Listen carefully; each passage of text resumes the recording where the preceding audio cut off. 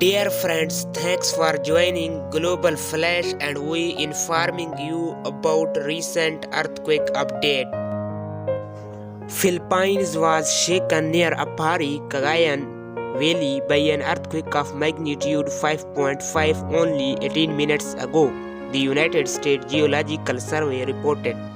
The quake hit at a moderately shallow depth of 39.7 km beneath the epicenter near Apari, Cagayan Valley, Philippines, around noon on Sunday, February 13, 2022 at local time 12 p.m.